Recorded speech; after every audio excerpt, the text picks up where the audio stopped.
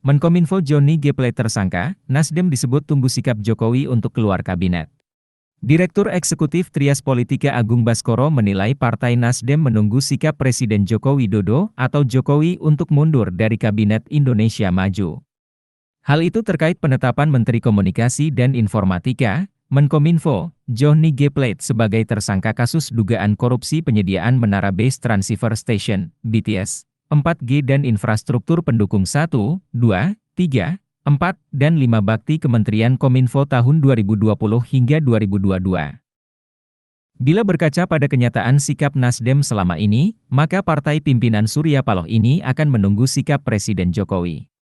Sekaligus membuktikan mereka loyal sampai akhir, kata Agung kepada tribunnews.com, Rabu, 17 Mei 2023.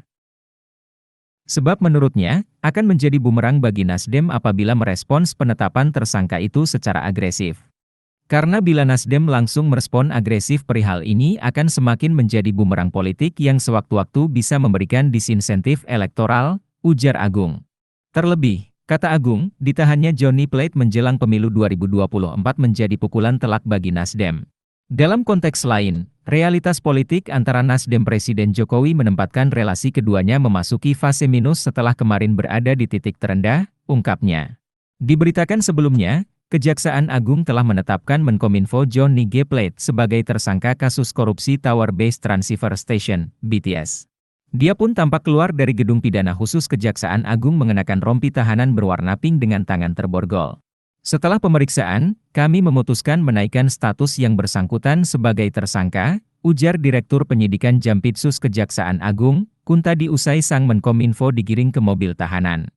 Setelah ditetapkan tersangka, Johnny G. Plate langsung ditahan selama 20 hari ke depan terhitung sejak hari ini, Rabu, 17 Mei 2023.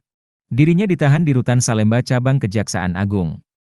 Ditahan di Rutan Salemba Cabang Kejaksaan Agung selama 20 hari ke depan, kata Kuntadi.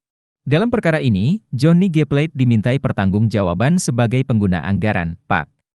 Perannya yang bersangkutan diperiksa diduga keterlibatannya terkait jabatan yang bersangkutan selaku menteri dan pengguna anggaran, ujar Kuntadi.